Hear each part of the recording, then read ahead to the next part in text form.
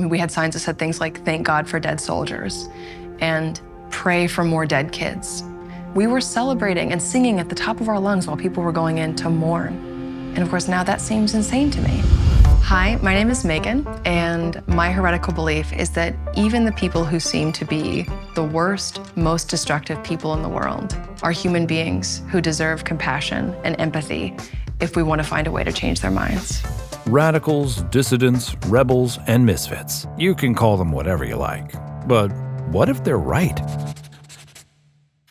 Hi, I'm Megan Phelps-Roper, and I grew up in the Westboro Baptist Church, and I've spent the last 9 years writing and speaking about that upbringing and what it has taught me about American public life today. What were some of the beliefs for people who aren't familiar with Westboro? We believed that God hated gay people and people of any other religion. We literally believed that everybody outside of our church was hellbound. We thought that God had given us this unique access to the truth. We were so certain that we had the right answer about every topic and that everybody else was wrong, and we could marshal all of the facts and evidence in support of those beliefs.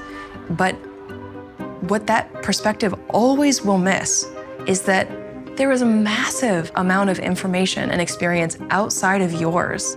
We do not know everything. And that kind of humility is kind of in short supply these days because we have these sides that have become so polarized that we, define ourselves in opposition to one another. If one side believes this, then it clearly must be wrong because they're wrong about everything else. Like, the way that we think about it and talk about it is in these very stark black and white terms where the good side is obvious and so is the evil.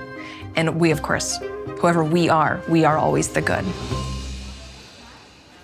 We are all living in some version of Westboro now.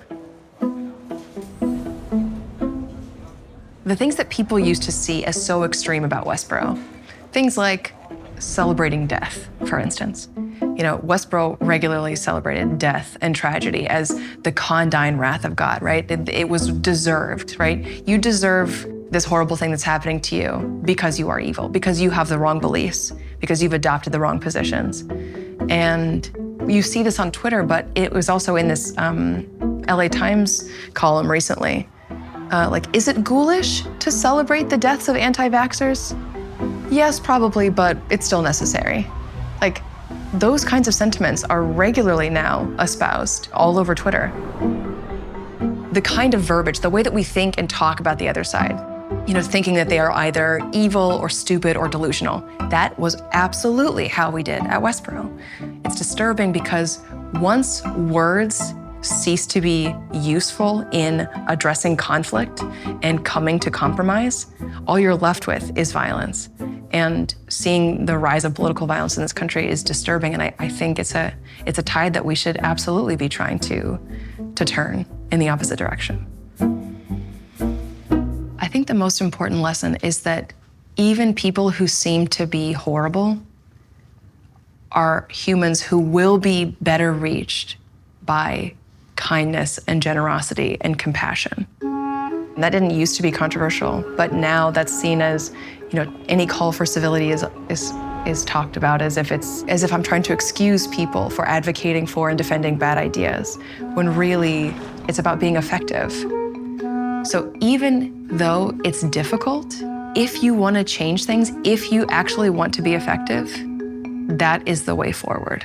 But also, sometimes we are the ones whose beliefs need to change. Sometimes, the people, those of us who are so sure that we have the right answers and that we need to go to these people and we're going to change their minds by, being, kind and empathetic. Yes, that's part of the equation. But the other part of the equation is maybe they see something that you don't. Maybe there's something in their perspective that should be changing yours. I think we're out of time. Otherwise, I would keep talking about this for hours. Oh, so sorry. Don't hurt me. Does it still sound okay with the thing on? It sounds great. Okay, perfect.